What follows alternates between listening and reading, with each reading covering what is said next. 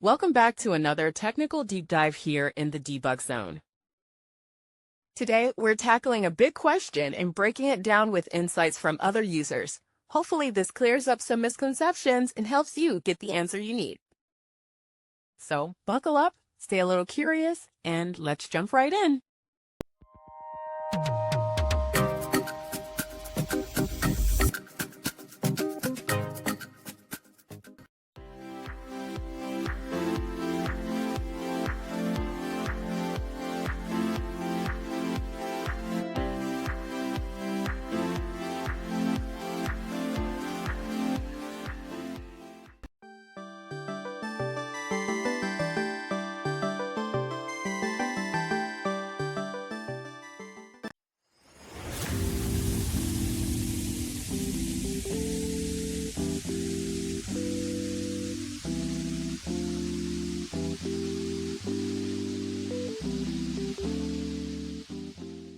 And that's a wrap.